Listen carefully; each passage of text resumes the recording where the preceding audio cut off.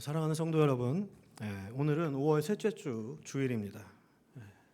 5월이 되면 교회 안에서 참 익숙한 단어들이 많이 들리고 오고 갑니다.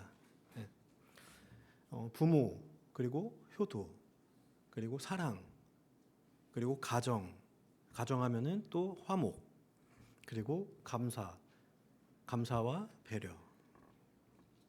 그런데 사실 어떤 분들에게는 이 5월, 이 따뜻한 계절이 결코 따뜻하지만은 않습니다. 누군가는 부모님과 멀리 떨어져서 지내고요. 또 누군가는 부모님과의 관계가 이미 무너졌고요.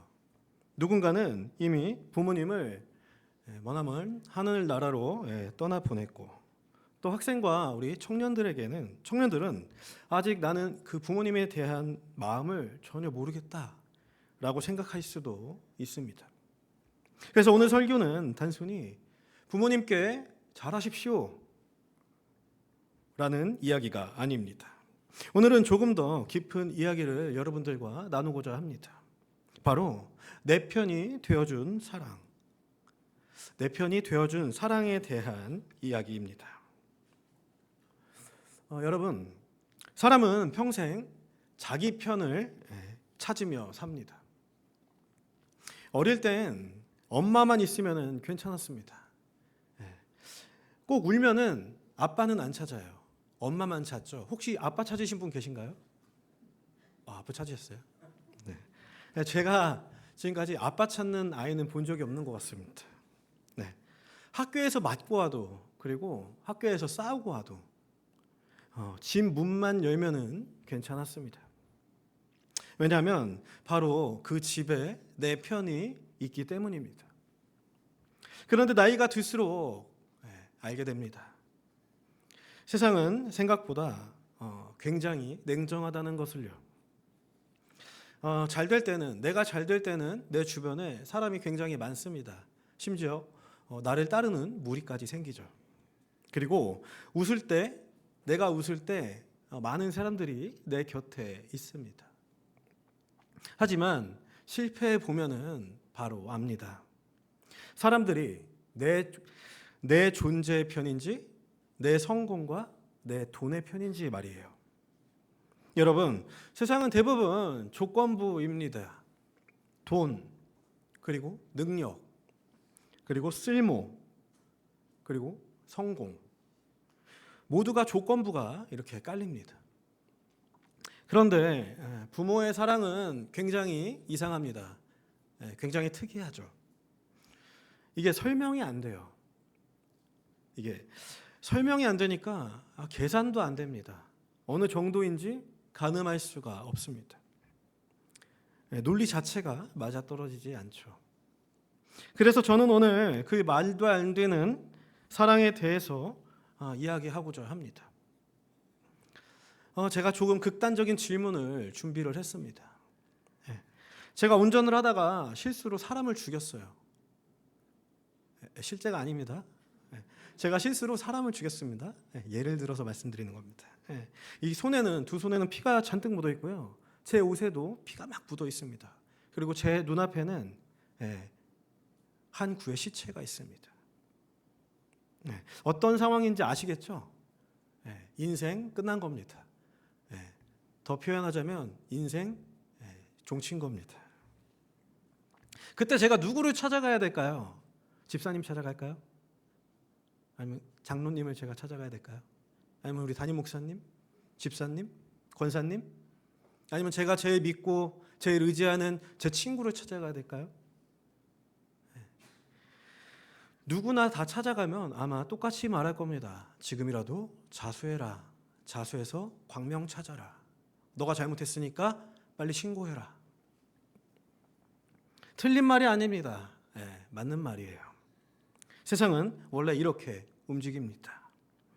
그런데 여러분, 세상에 단 한 곳, 모든 법과 상식을 넘어서는 장소가 단 한 곳 존재합니다.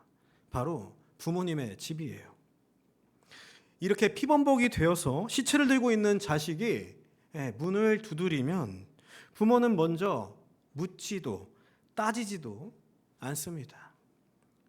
너 왜 그랬어? 이거 뭐야 이거? 사람을 죽였어? 어쩌다가 죽였어? 이 피는 다 뭐야? 가. 이게 먼저가 아니라 그 전에 먼저 말합니다. 일단 들어와. 일단 들어와 봐. 여러분, 이렇게 부모의 사랑은 때로는 굉장히 비합리적입니다. 말이 안 돼요. 제가 말씀드렸다시피 설명이 불가합니다. 계산 자체가 안 되는 거예요. 여러분 혹시 사랑해 보셨나요? 여기 결혼하신 분도 계시고 아직 연애 중인 분도 계시고. 네. 제가 사랑을 좀 과하게 해보니까요. 사랑은 굉장히 과하게 미친 짓입니다. 저만 그런가요? 네. 부모는 자식의 성공만 누리는 존재가 아닙니다. 네. 부모는 자식의 실패, 그리고 자식의 눈물, 그리고 자식의 수치. 부모는 심지어 무너진 자식의 인생까지도 함께 짊어지려는 존재입니다. 함께 생각해 볼까요? 우리가 여기까지 어떻게 왔습니까? 어떻게 살았습니까? 어떻게 이 자리에 앉아 있으실 수 있으신가요? 제가 어떻게 이 자리에 서 있을 수 있을까요? 우리가 완벽해서입니까? 내가 잘나서입니까? 아닙니다. 누군가 우리 대신 울어줬기 때문입니다. 그 누군가 우리 뒤를 조용히 흔적 없이 치워줬기 때문이에요.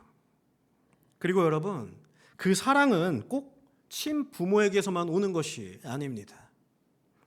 누구는 할머니에게 받았고, 누구는 교회 선생님에게 받았고, 누구는 언니, 오빠, 형, 누나에게 받았고, 혹은 교회의 세런에게 받기도 합니다.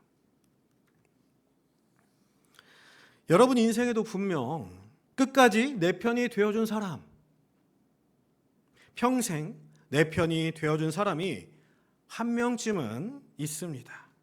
그리고 성경은 말합니다. 그 사랑의 가장 깊은 원형이 바로 하나님이라고요. 제가 어릴 때 이야기를 잠시 하고자 합니다.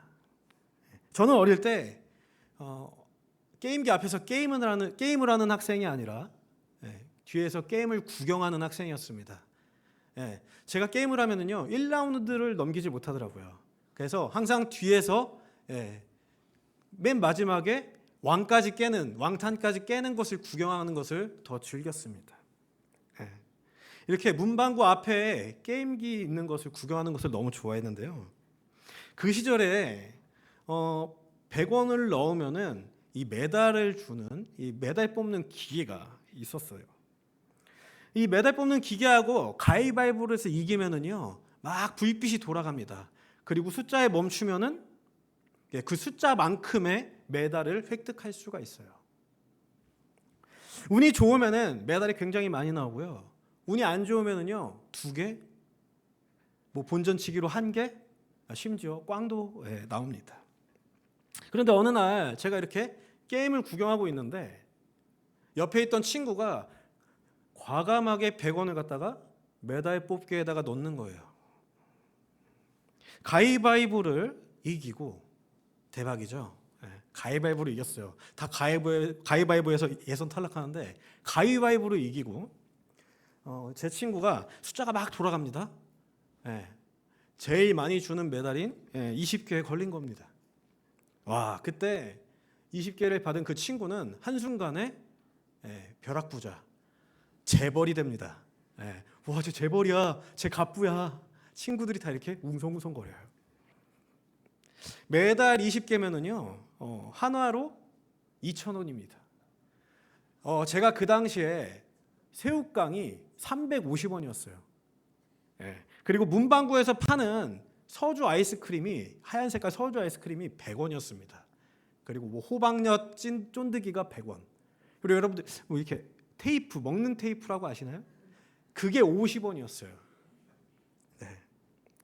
이렇게 친구들은 다 몰려들었고 메달 뽑은 그 메달 20개 뽑은 친구가 이렇게 딱 한 줄로 세우더니 친히 메달을 하나씩 하사를 하십니다. 이렇게 두 손을 잘 들고 있으면 친히 하사를 하십니다. 다음 이렇게. 저는 옆에서 제 순서만을 기다렸습니다. 두 손을 공손히 모으고 앞으로 빼고 제 순서를 기다렸어요. 왜냐하면 저는 그 100원이 굉장히 필요했거든요.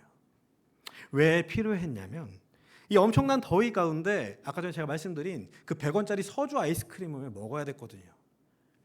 그래서 제 순서만을 기다리고 있었습니다. 그래서 그 친구 옆에만 쫄쫄쫄쫄 따라다녔어요. 그리고 이 말만 했습니다. 다른 말은 하지 않았어요. 이 말만 했습니다. 나도 메달 하나만, 나도 100원만, 너도 하나만 줘, 하나만, 나도 하나만. 지금 생각하면 굉장히 비참한 장면이 아닌가 싶습니다. 500원도 아니고 1000원도 아닌 단돈 그 100원을 얻고자 제가 이렇게 두 손을 모으고 정말 공손하게 웃으면서 땀을 흘리며 이렇게 구걸을 했습니다. 그런데 갑자기 그 순간 누군가가 뒤에서 제 엉덩이를 빡 하고 걷어차는 거예요.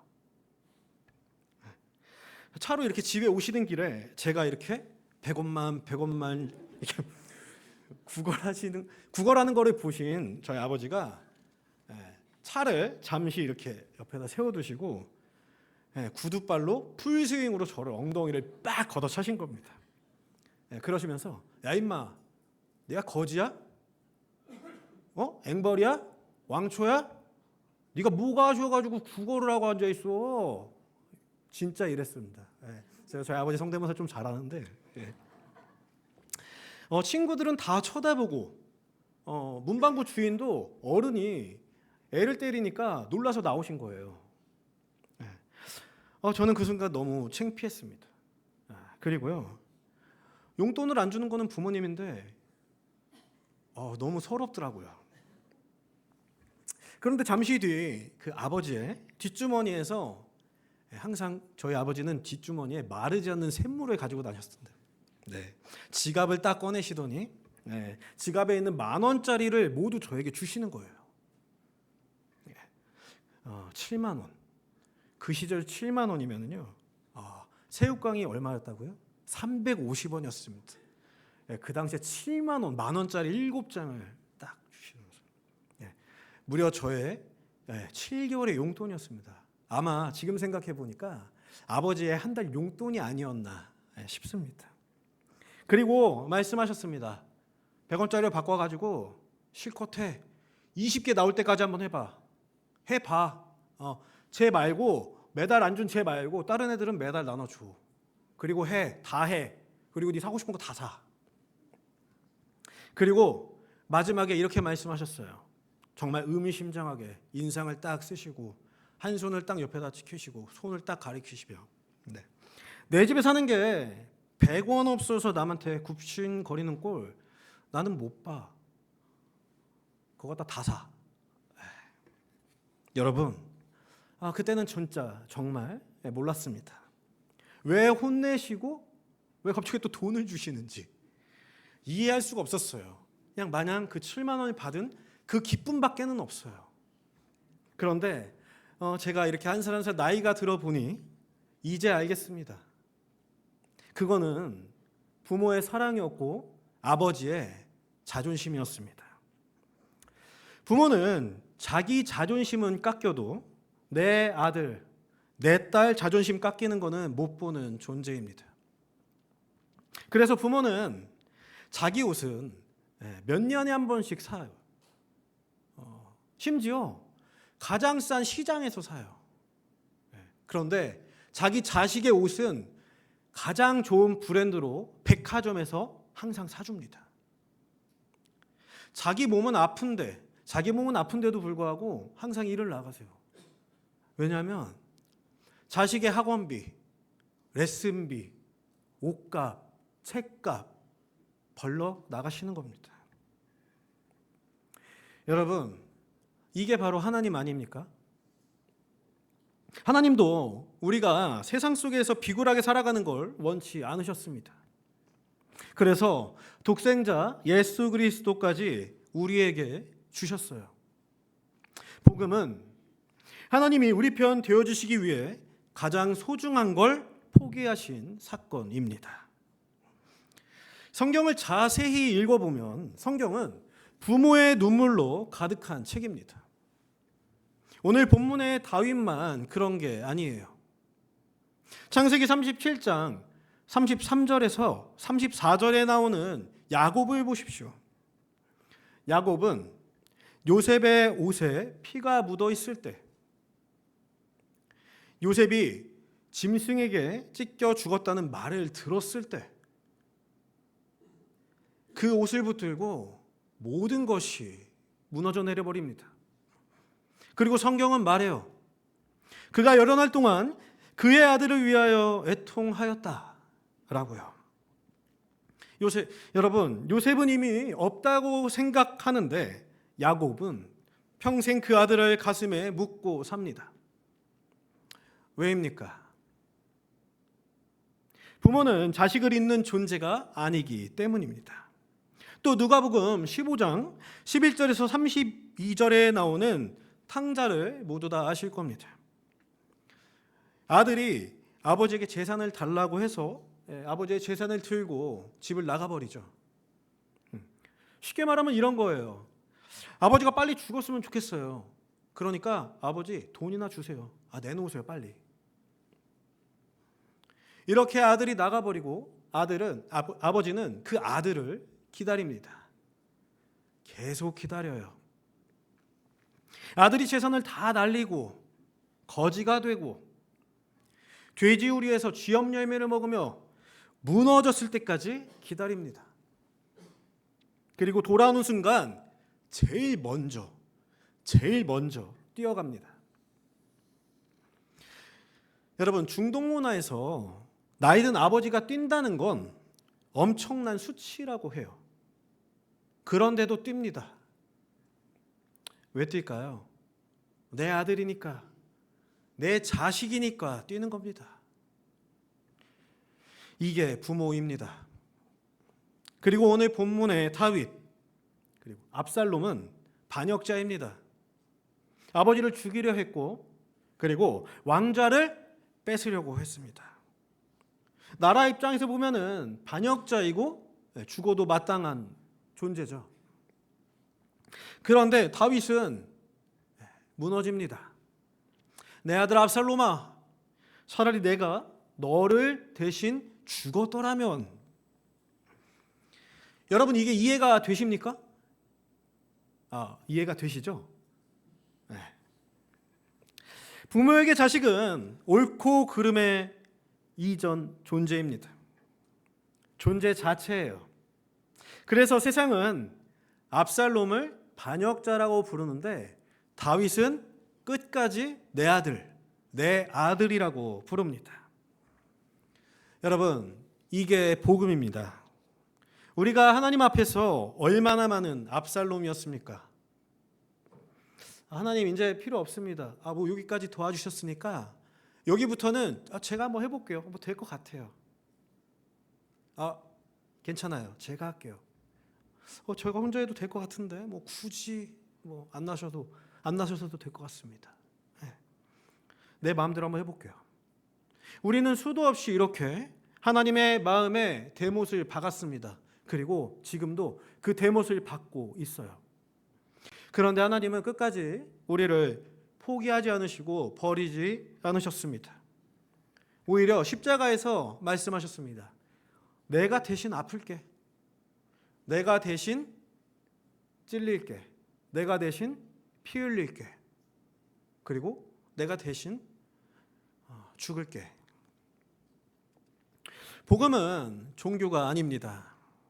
복음은 하나님이 끝까지 우리 편 되어주신 사건입니다. 제가 잠시 어릴 때 얘기를 잠시 다시 하려고 하는데, 어릴 때 제 기억에 아버지는 능력자 그리고 만능 그리고 저희 아버지 체격이 굉장히 좋으셨는데 뭐 횡성대장, 저희 어머니는 뭐 홍천의 미스코리아 이랬어요. 저희 어머니가 키가 좀 작으시지만 정말 아름답게 생기셨습니다. 이렇게 뭐 부자, 좋은 거는 다 갖다 붙인 것 같아요. 어머니 앞에, 아버지 앞에. 아버지만 집에 계시면 이 모든 것이 괜찮았습니다. 불이 안 나오니까 갑자기 등을 바꾸십니다. 불이 나와요. 수도꼭지를 열었는데 물이 안 나와요. 그러더니 탁탁 탁탁 물이 나옵니다. 너무 추운 거예요. 춥네? 추워? 삭탁탁탁. 보일러를 만지작하시더니 따뜻해집니다. 이 몽키 스패너 하나로 모든 것을 할 수 있으신 분, 그분이 제 아버지셨습니다. 정말 대단하죠? 근데 더 놀랍고 대단한 거는요, 바퀴 4개 달린 자동차를 운전한다는 겁니다. 어린 시절에 그 큰 자동차를 움직인다는 것, 굉장히 놀라웠습니다. 이거는 거의 대장, 짱, 능력자 맞습니다. 그런데 어느 날부터인가 그 거인이, 그 능력자가 점점 작아집니다. 목소리가 약해지시고 목소리가 가늘어지시고 그리고 밥풀을 흘리시고 콧물을 흘리시고 걸음이 느려지시고 운전을 잘 못하시고 눈이 흐려집니다. 그리고 어느 날 그 강하던 사람이 제 눈치를 보기 시작하는 겁니다. 전화를 하셔서 예전 같았으면은 왜 이렇게 전화를 빨리 안 받아? 이랬을 분이 전화 통화 되니? 밥은 먹었니? 이번 명절엔 어떡할 거니? 바쁘니? 바쁘면 쉬어도 돼. 여러분, 부모는 늙어서 슬픈 게 아닙니다. 부모가 슬픈 건, 부모가 힘든 건 자기가 자식 인생에 짐이 될까 봐 힘들고 두려운 거예요. 그런데 우리는 그 사실을 너무 늦게 깨닫습니다. 늘 그 자리에만 있을 줄만 알았습니다. 그런데 어느 날 그 내 편 하나가 사라집니다. 작년 25년도 10월 15일 저는 아버지의 사고 소식을 들었던 그 날을 잊지 못합니다. 세상이 멈춘 것만 같고 제 눈앞에는 아무것도 보이지 않았어요. 아무 생각도 들지 않았습니다. 누군가가 장난치는 거겠지? 누군가가 사기치는 거겠지? 이런 보이스피싱 많다고 하니까 보이스피싱이겠지? 저는 이미 성인이었고 목사입니다. 그리고 신앙도 있는데 마음 한쪽이 무너지는 게 아니라 내 마음의 모든 부분이 이렇게 무너져 내리는 겁니다. 왜냐하면 평생 함께 할 줄 알았던 내 편 하나가 없어졌기 때문입니다. 여러분, 부모를 떠나보낸 사람은 압니다. 이 추하고 이 더럽고 이 무서운 세상에서 나를 무조건적으로 감싸주던 존재 하나가 사라지는 게 얼마나 큰 일인지를요. 그래서 어떤 사람은 부모님이 돌아가신 뒤에 철이 들기도 하죠. 왜냐하면 이제는 내가 누군가의 편이 되어줘야 할 시간이 왔다는 걸 깨닫기 때문입니다. 10년, 20년, 30년? 더 길게는 40년, 50년 그 동안에 내 편이 되어주셨으니 부모님의 남은 생은 내가 부모님이 편이 되어줘야겠다라는 겁니다. 결론입니다. 제가 아는 요양병원에서 잠깐 들은 이야기입니다. 치매가 엄청나게 심한 어머니가 계셨다고 해요. 하루 종일 같은 말만 계속 반복했다고 합니다. 간호사 붙잡고 지나가는 사람 붙잡고 항상 우리 아들 언제 와? 우리 아들 언제 와? 우리 아들 어디인지 알아? 우리 아들 못 봤어? 우리 아들 언제 와? 우리 아들 이 우리 아들만 계속 반복적으로 말했다고 해요. 그런데 아들이 사는 게 너무 바쁘니까 몇 달 동안 이 부모님을 못 찾아뵌 겁니다. 그러던 어느 날 겨우 시간을 내서 어머니가 계신 병실에 찾아갔는데 어머니가 이 아들을 못 알아보는 거예요. 아들은 무너져 내립니다. 엄마, 나 몰라? 나 모르겠어? 나 누구누구잖아. 엄마, 아들 누구잖아. 나 몰라? 그런데 어머니가 한참 동안 그 아들의 얼굴을 바라보면서 그 떨리는 손으로 그 얼굴을 만지작거리면서 이렇게 말씀하셨다고 합니다. 누군지는 모르겠는데 네가 내 편인 거는 알겠다 라고요. 여러분, 기억은 사라졌는데 사랑은 안 잊힌 겁니다. 저는 그 이야기를 듣고 이 이야기를 듣고 생각했습니다. 어쩌면 하나님께서도 우리를 그렇게 바라보실 거라고요. 우리가 실패해도, 우리가 좌절하여 넘어져도, 우리가 무너져도, 또 우리가 망가져도, 세상이 우리를 포기해도 하나님은 말씀하십니다. 너는 여전히 내 아들이다.